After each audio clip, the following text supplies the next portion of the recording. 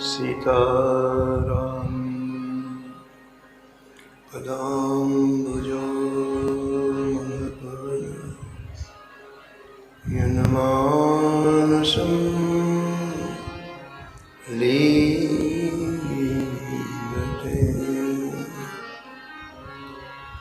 सीताराम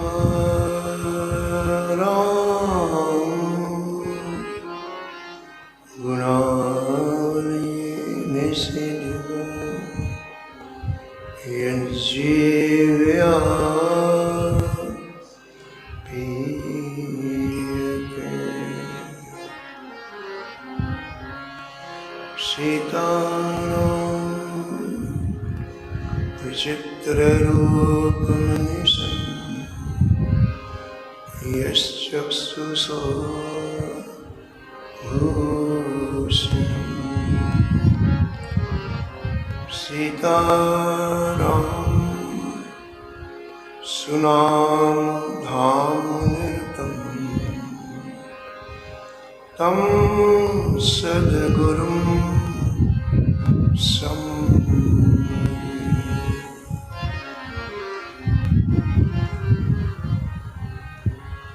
नीलांबुज श्यामलकोमलांगं सीतासमारोपितवामभागं। पाणो सायकचारुचापं नमामि रामं रघुवंशनाथं।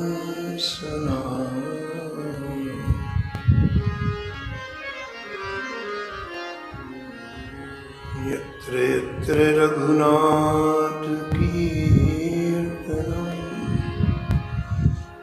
तत्र तत्र कृतमस्तकाञ्जलिः। बाष्पवारि परिपूर्णलोचनं मारुतिं नमत राक्षसान्तकम्।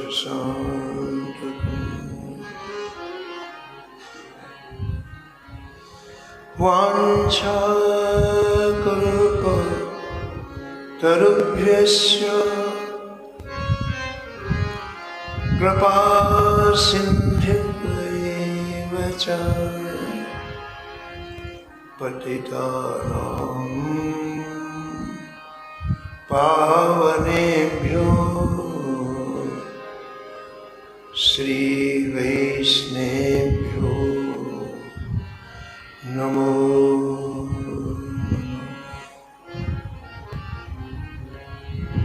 भक्तभक्तिभगवन्त गुरु चतुर्नाम बपुए। इनके पद वंदन किए नासत वीण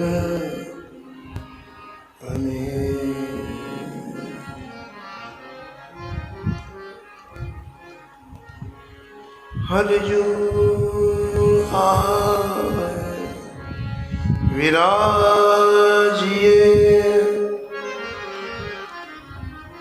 कथा सुनो इतिहास। तुम श्रोता या मान के तुम पद रजमवा।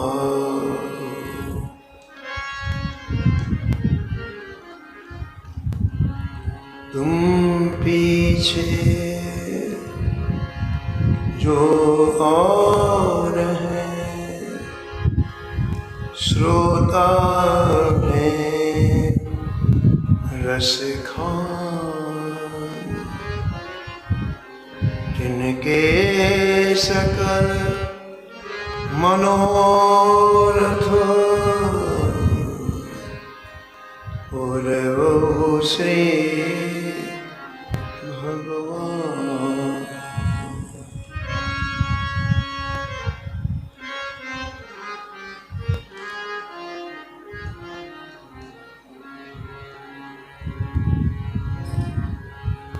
राधे राधे गोविंद गोविंद राधे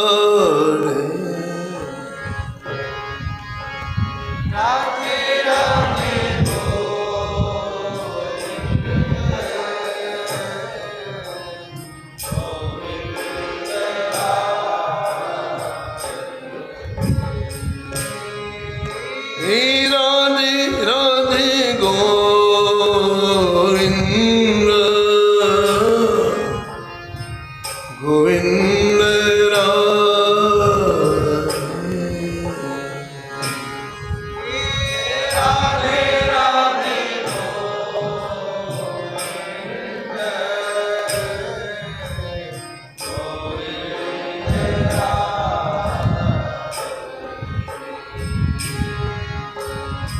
गोविंद राधे बोलो गोपाल राधे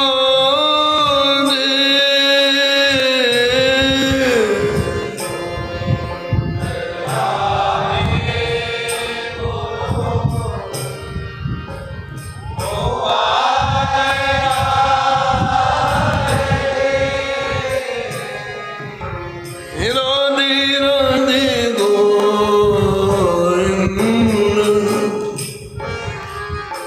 गोविंद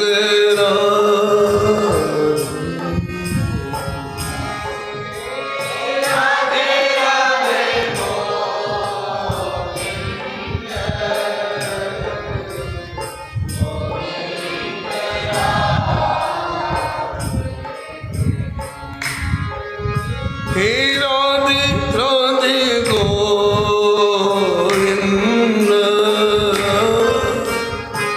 गोविंद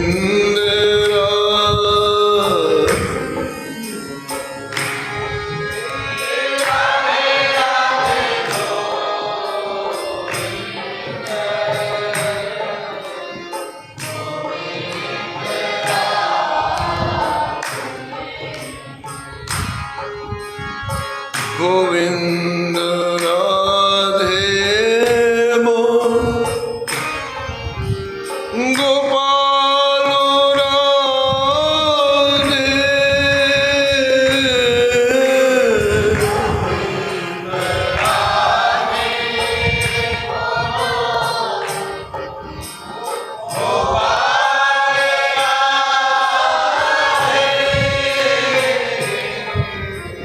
राधे राधे गोविंद गोविंद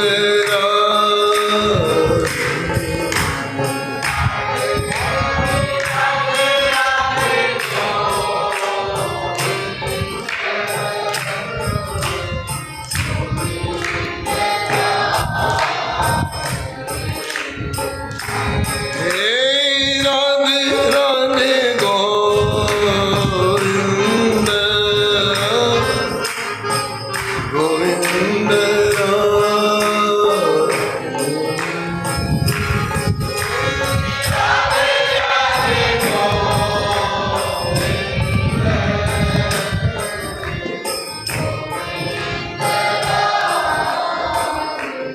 श्री जानकी वल्लभ लाल की श्री मंगल मूर्ति हनुमान जी महाराज की सपरिकर श्री भक्तमान जी की सब संत भगवान की श्री स्वामी अग्रदास जी महाराज की श्री नाभाजी महाराज की श्री प्रियादास जी महाराज की श्री वृंदावन धाम की श्री बांके बिहारी लाल की श्री राधा वल्लभ लाल की श्री गिरिराज जी महाराज की श्री यमुने महारानी की, श्री राम नाम महाराज की, श्री महाराज जी की जय जय श्री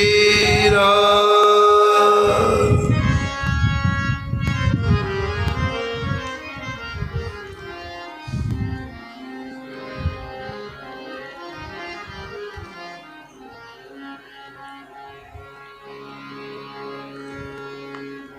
अंतर्निष्ठ नृपाल को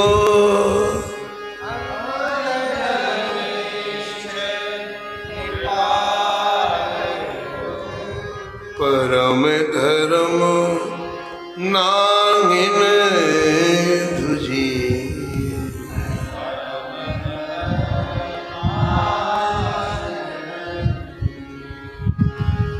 हरि सुमिरण हरि ध्यान आन काहू न जनावे,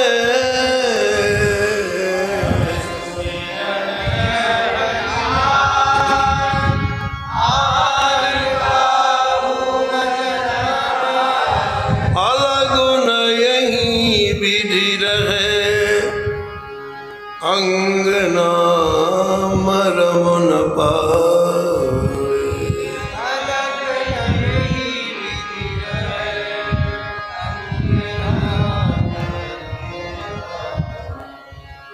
निद्रावश शोभूप बदन ते नाम उचार्यो,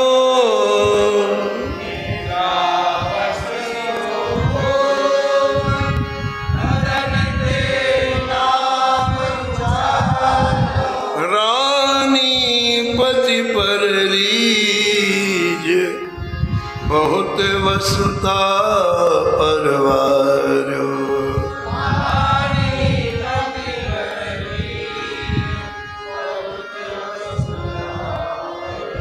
ऋषिराज सोच गयो नारी सो, ऋषिराज आज भक्ति मेरी कुजी,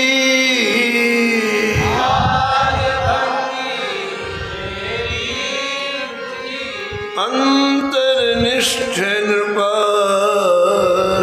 को,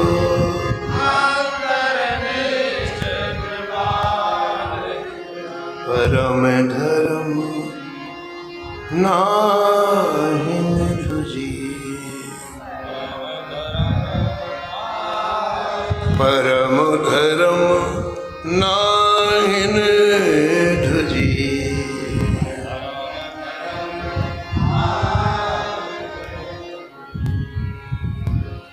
प्रातः स्मरणीय परम वंदनीय श्री नाभाजी महाराज, परम पावन ग्रंथ श्री भक्तमाल में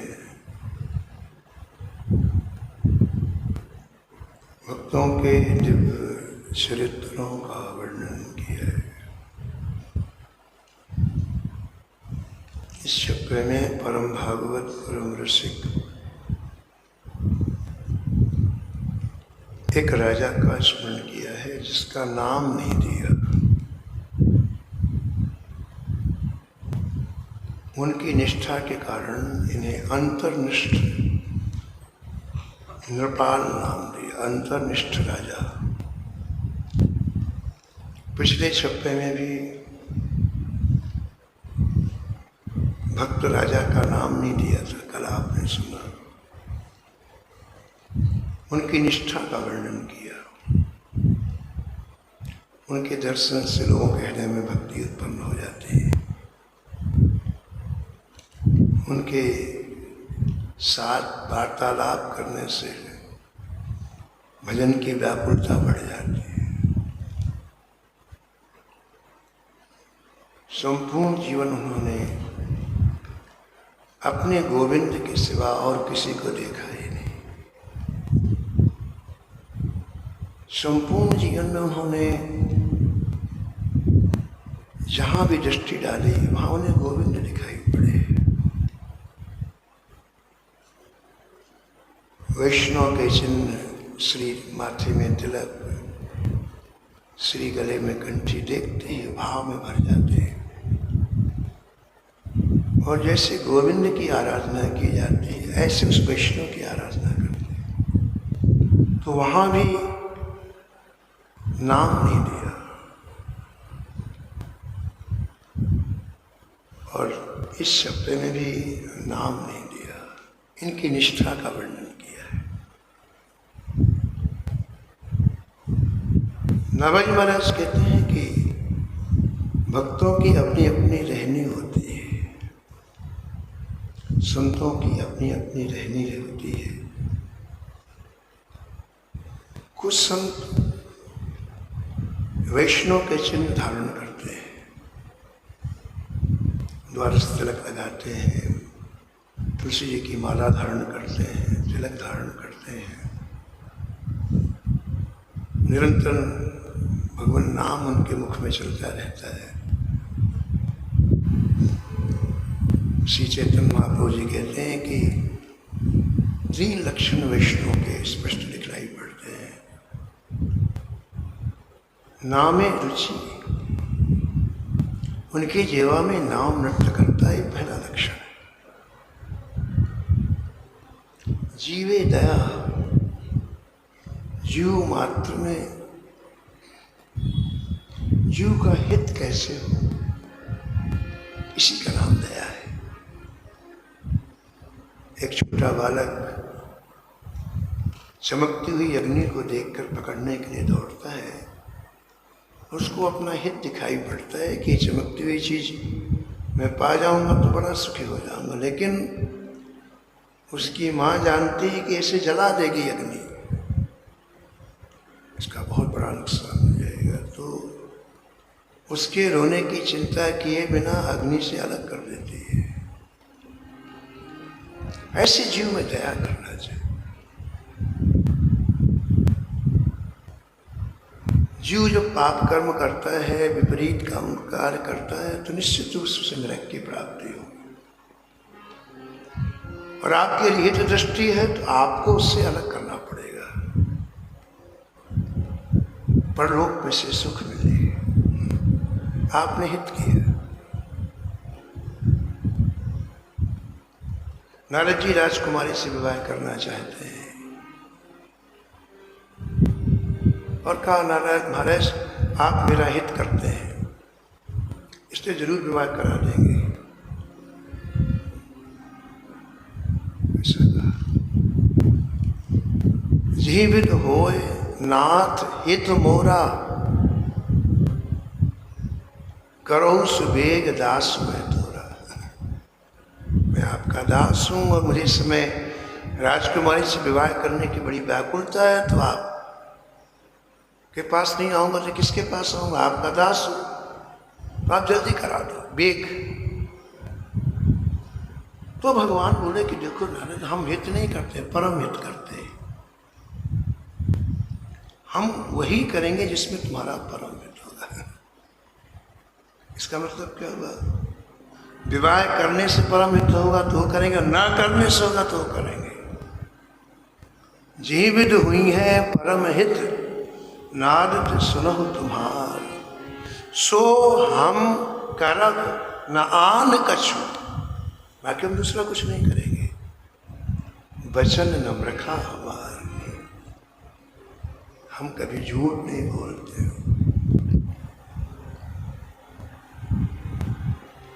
तो जीवे दया का तात्पर्य यह है कि परलोक में जीव को कष्ट न मिले, इसका ध्यान रख करके उसे सन्मार्ग में लगाना, भजन में लगाना।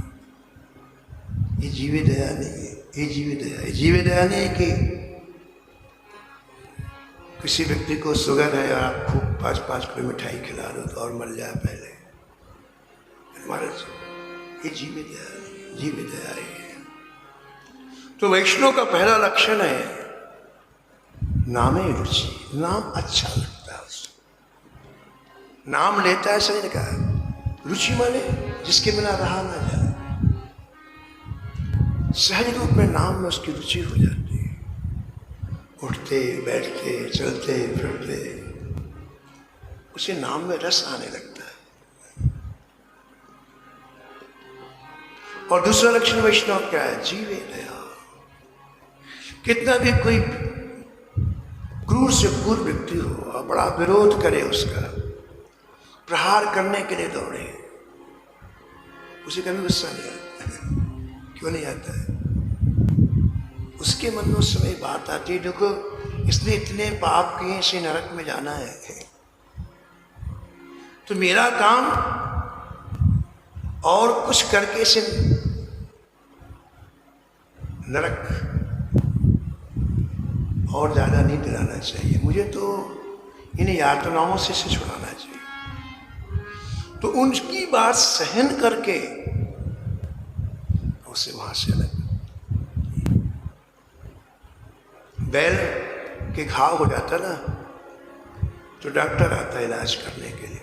कुछ महाराज जी मथुरा जी महाराज कहते थे कि कीड़े पड़ गए बैल के। अब किसान ने बुलाया डॉक्टर को, आप इसका इलाज करो, शरीर में किसके घाव हो उसमें कीड़े पड़े। तो डॉक्टर आता है और उस घाव को साफ करने के लिए, उसमें दवाई लगाने के लिए जैसे आता तो बैल मारता है, सींग मारता है उसको। अब डॉक्टर जी डर जाए, डॉक्टर जी इलाज नहीं करे तो कभी ठीक होगा बैल? नहीं होगा। यही हाल संसारियों का है।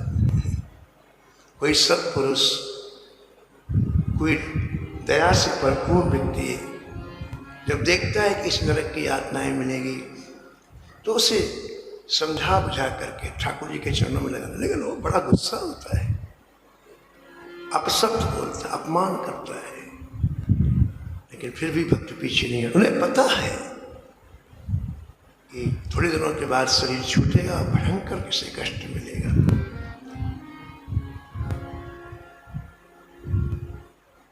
इसलिए दया को धर्म की जड़ कहा गया है।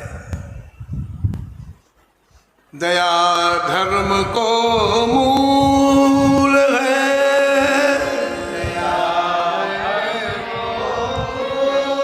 पाप मूल अभिमान,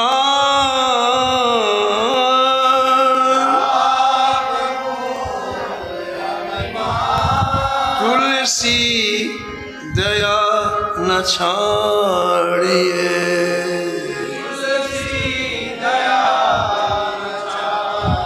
जब लगो घट में प्राण,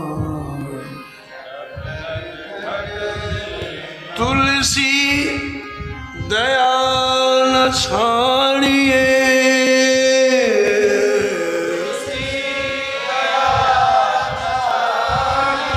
जब लगो घट में प्राण, जब लगो घट में प्राण।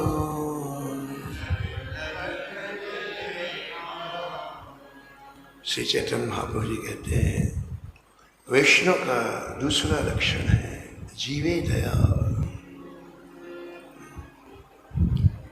अगर ऐसी वृत्ति हो जाए तो द्वेष समाप्त हो जाए। हमें लगता है अमुक व्यक्ति ने हमारा अपमान किया है, हमें बदला लेना चाहिए, इसका फल से वो पहले से मरा हुआ है। हजारों टन का पत्थर सिर पर क्या उसे मारना है। संतों को बुरा नहीं लगता है, उसका हित करने की सोचते हैं। जगाई बगाई ने नित्यानंद जी का कितना अपमान किया, कितनी गालियां दी। अरे गालियां, प्रहार किया, सिर पर पूरा रक्त की धारा बहने लग गई। लेकिन जगाई बगाई ने उसे साफ दिया क्या? वहां से भागे क्या? नहीं, रक्त की धारा बहती रही, खड़े रहे और उसका हृदय परिवर्तित कर दिया, बहुत बड़ा भक्त बना दिया। आज नवद्वीप में जगाई मंगाई के चरणों की रज लेकर के लोग नाम जप करते हैं।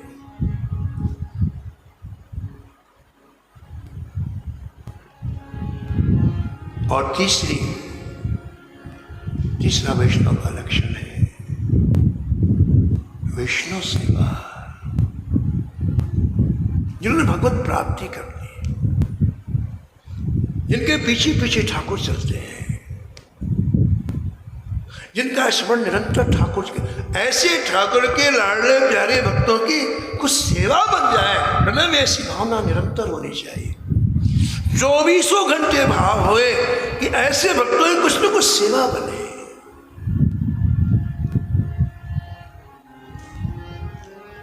पूज्य प्रेमानंद जी एक बहुत अच्छी बात कहते हैं कि यदि किसी की सेवा बन गई तो निश्चित ठाकुर जी का दर्शन होना ही। सेवा को पकड़ो, सेवा। जा पर कृपा करे नंदन, जा पर कृपा करे नंदन, तासो करावे आपुन वंदन, आपुन वंदन, आपुन वंदन, आपुन वंदन। सेवा की रुचि ही उसे देते हैं ठाकुर जी, इसे अपनाना होता है। अयोध्या जी में एक संत हुए हैं, परमहंस राम मंगलदास जी महाराज। उनकी इतनी ऊंची स्थिति थी कि उस जमाने में बड़े बड़े संत जो शरीर छोड़ करके दिव्य लोक में चले गए, उनसे उनकी बातें होती थी। तो उनके समय में अयोध्या जी में जो संत थे उनका चरित्र लिखा उन्होंने। तो उन्होंने एक संत का चरित्र लिखा कि घर में से बैराग हुआ और वो चढ़ करके श्री अयोध्या आए। एक संत के चरणों में जाकर प्रणाम करके कहा, महाराज मैं आपकी शरण में रहना चाहता हूँ, मुझ पर कृपा करो, अनुग्रह करो, शेष जीवन में मैं भजन करूं। उन संत ने कहा, देखो भाई, हमने नियम लिया हुआ है कि हम दीक्षा उसी को देते हैं जो 1 वर्ष तक श्री अयोध्या में दीनहीन कंगरे प्राणियों की सेवा करे, उसी को हम दीक्षा दें। तुम 1 वर्ष तक अयोध्या के दीनहीन साधन विहीन प्राणियों की सेवा करो, फिर हम दीक्षा दें। हम देखो उसकी लगन थी, तो उसने कुतर्क तर्क नहीं किया कि मैं भजन करने आया हूं, मैं कुछ नहीं, जो आज्ञा दी तुरंत चल पड़ा सेवा। अब देखो आप, भिक्षा मांग करके सड़क के किनारे कोई रोगी पड़ा हुआ है, किसी के पास पहनने को वस्त्र नहीं है, कोई किसी व्याधि से ग्रसित है, भिक्षा मांग करके उनके लिए औषधि लाना, शरीर से जल लाकर उनको स्नान कराना, भिक्षा मांग करके उनको भोजन कराना, 24 घंटे लगने लग गए। सैकड़ों व्यक्ति की सेवा करना प्रारंभ कर दिया श्री अयोध्या में। 6 महीने में ही संत, जिन्हें संत ने कहा था, उनके सामने राम जी प्रकट हुए और कहा उसको बुला के दीक्षा दे दो, मैं बहुत खुश हूं उसके ऊपर। सेवा।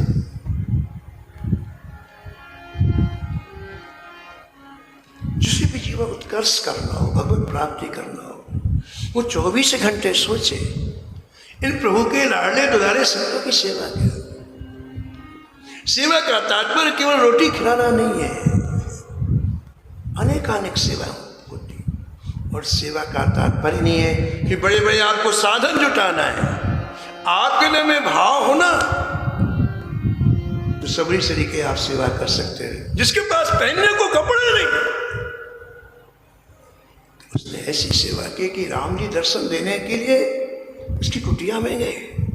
सेवा है। सेवा में एक बात की सावधानी रखनी चाहिए, सेवा में दंभ ना आ जाए, सेवा में कपट ना आ जाए। दंभ क्या है? लोगों को दिखाने के लिए सेवा। आप चले गए परमार्थ से। आजकल लोग चारा देते हैं, गाय के सामने चारा, फोटो खिंचवा, फिर अखबार में। अरे बेवकूफ आदमी, ये दंभ है, इससे कोई कुछ नहीं मिलने वाला, खाली। और कपट क्या है सेवा में? इसकी सेवा करेंगे तो ये मिल जाएगा, इसकी एक कपट है, कुछ नहीं मिलने वाला है। यहाँ 2-4 ठीकरे मिल जाएंगे, वहां कुछ नहीं मिलेगा। सेवा में 2 चीजों का ध्यान रखना चाहिए, कपट ना आए, दंभ ना आए।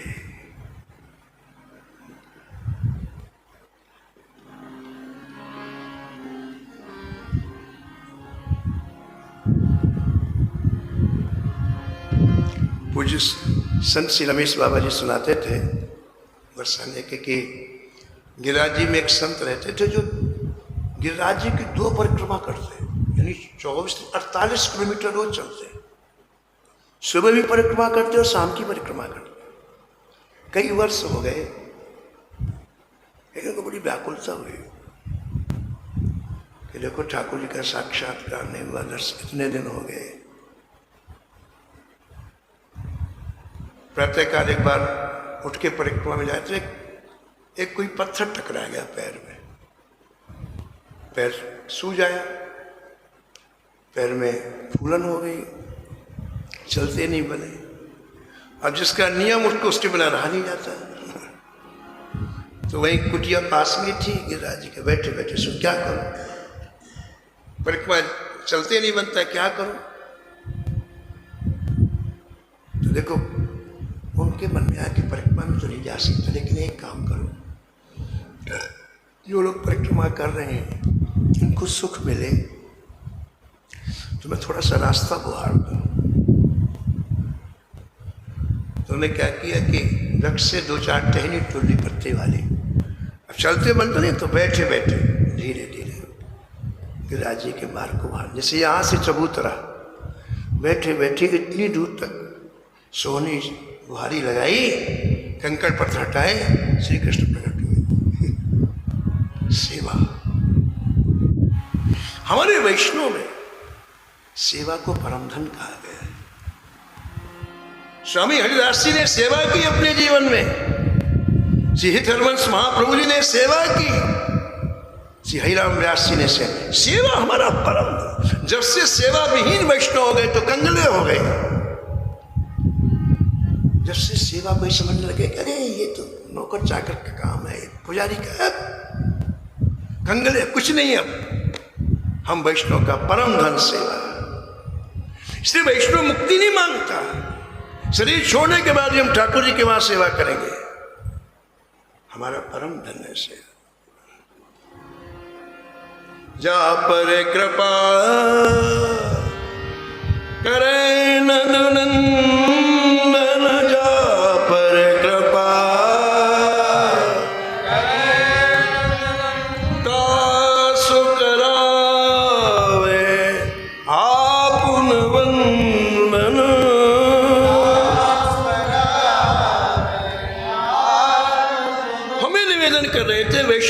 तरह के होते हैं। एक तो वैष्णव की आकृति हमें दिखाई पड़ती है, वैष्णव में इसका दर्शन होता है, जिसकी बड़ी महिमा श्री भक्तमाल के रचयिता श्रीनाभा गोस्वामी ने वर्णन की। वैष्णव का दर्शन, वैष्णव का वार्तालाप, बड़ी महिमा लिखी है महाराज भक्तमाल, कमाल कर दिया। और ध्यान रखना, जब तक इन संतों में निष्ठा नहीं होगी तो कुछ भी प्राप्त होने वाला नहीं। कर लो खूब आराधना उपासना, कुछ नहीं मिलने वाला है। इसलिए प्रारंभ में लिख दिया श्री प्रियादास जी ने, बिना भक्तमाल भक्ति रूप अति दूर है। और इस पंक्ति को स्पष्ट करने के लिए उन्होंने जो लिखा है कि भले कोई लाखों वर्ष तक हिमालय में भजन कर रहा है, भले कोई ऐसा महापुरुष जिसके दर्शन से पाप दूर हो जाते हैं, भले कोई ऐसा है जो माया की परिधि से बाहर निकल गया है, लेकिन बिना भक्तमान भक्ति रूप अति दूर है। वो भक्ति जिससे ठाकुर रिश्ता है वो भक्तमाल में है। संतों में जब तक निष्ठा नहीं होगी तब तक रस की प्राप्ति नहीं होगी।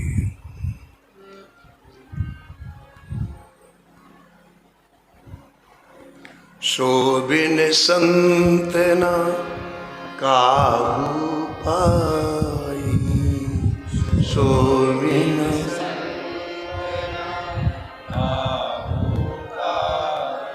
भक्ति स्वतंत्र सकल सुख खानी, भक्ति स्वतंत्र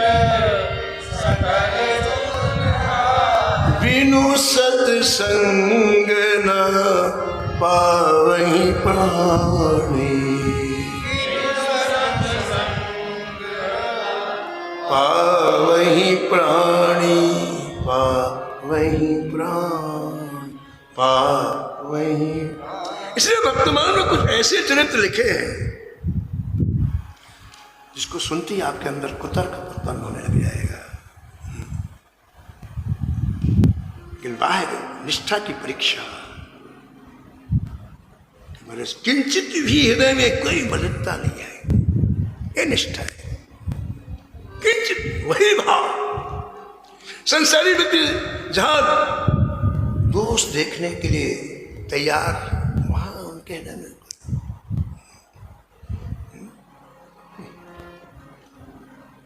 सदाव्रती जी का चरित्र भक्तमाल में आप लोग सुनेंगे। बेटे का गला दबा दिया संत के रूप में एक युवा ने, सारे आभूषण ले लिए।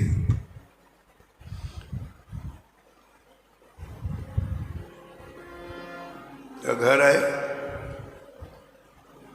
वो घर आ गया, सदाव्रती जी को पता भी चल गया,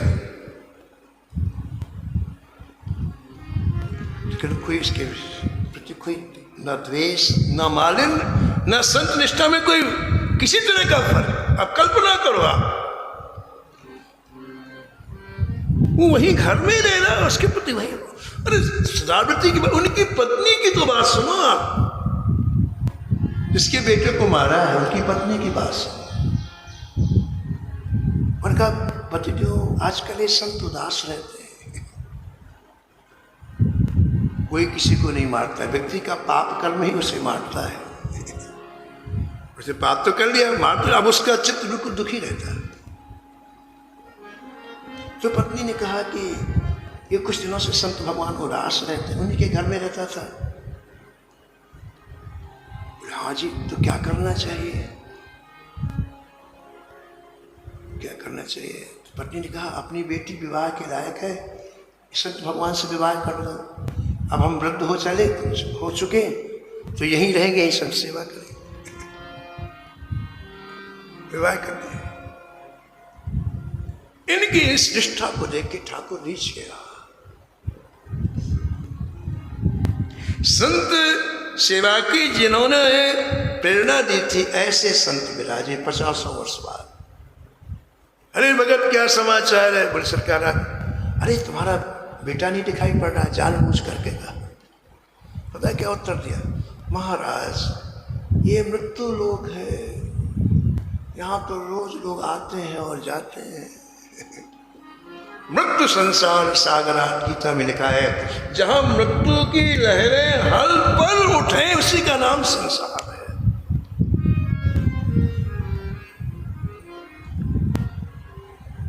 फिर भी बताओ, उसने आके प्रणाम नहीं किया। महात्मा ने कहा बोले महाराज और उसका शरीर पूरा हो गया। अच्छा, कहाँ उसका अंतिम संस्कार कहाँ किया? हमको वहां चलना है। महात्मा जी लेके गए सदाव्रती जी को, आकाश की तरफ देखे, उसका नाम लिया। अरे रामदास, तूने आज हमें प्रणाम नहीं किया। हंसता हुआ बालक आकाश से नीचे आ गया। प्रणाम। यानी ये परीक्षा किसने दिया? ठाकुर ने। इसको कहते हैं निष्ठा। तो दो तरह के होते हैं वैष्णव।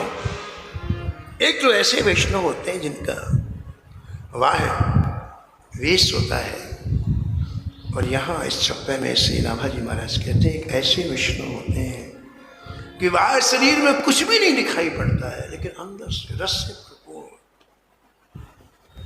उसी का नाम नाम लिया अंतर्निष्ठ। और ऐसे वैष्णव की, ऐसे भक्त की, ऐसे एक संत की रहनी कैसी होती है, दो शब्दों में वर्णन कर रहे हैं।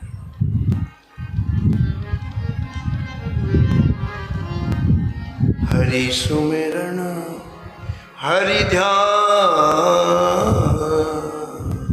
हरि सुमिरन आन काहू न जनावे, आन काहू न जनावे, आन काहू न जनावे।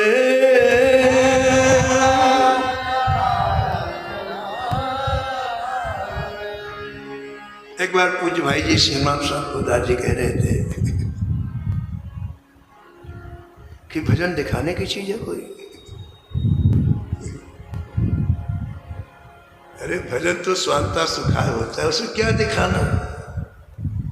भजन कोई दिखाने की चीज है, प्रदर्शन की चीज है, जिसे हमने आज बना लिया, आज प्रदर्शन की चीज हो गई। अरे ध्यान कोई दिखाने की चीज है, ध्यान तो अंतःकरण में ठाकुर जी का दर्शन करना है, कोई दिखाने की चीज है ध्यान?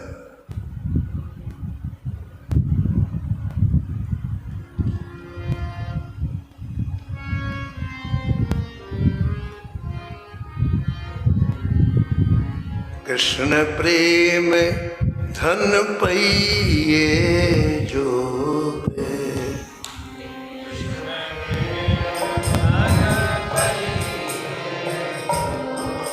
हाँ कृष्ण प्रेम धन पइए जो पे,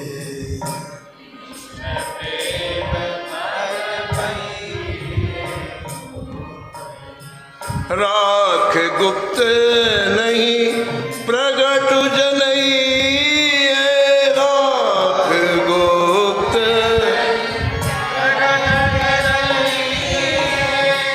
राख गुप्त नहीं प्रगट जनई,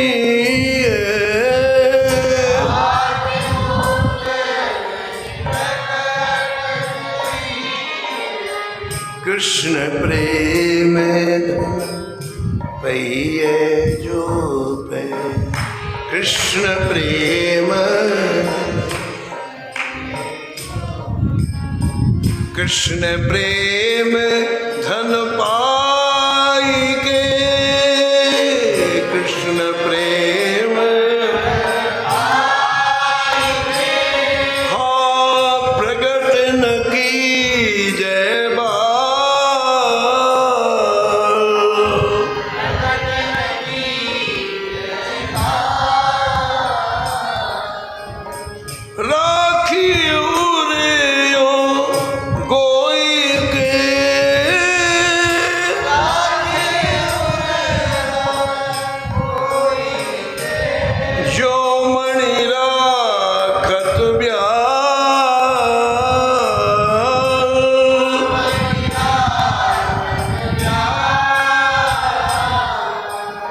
जो मणि राखत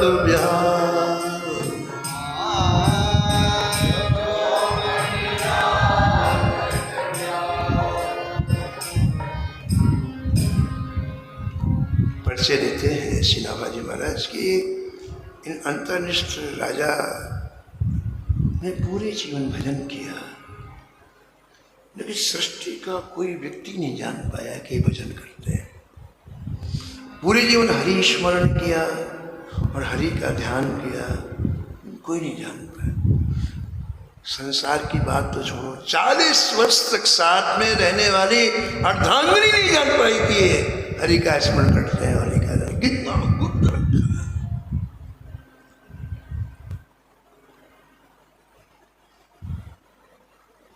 ये भी वैष्णव का जीवन है। इन्हें भजन कितना प्रिय, जैसे एक लोभी को धन प्रिय होता है, कितना छिपा के रखता है हमारे। एक संत का चरित्र है कि वो जंगल में भजन कर रहे थे, खूब वर्षा हुई,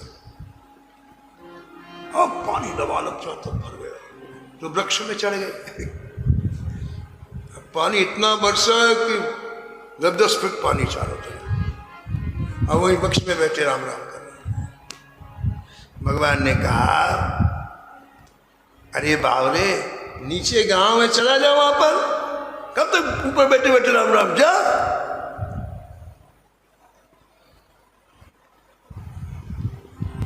भगवान ने कहा, ऐसा कहा।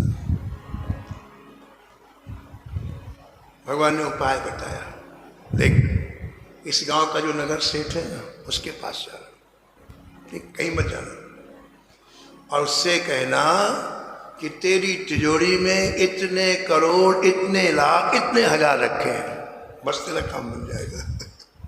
भगवान ने बता दिया कि उस सेठ की तिजोरी में कितने पैसे रखे।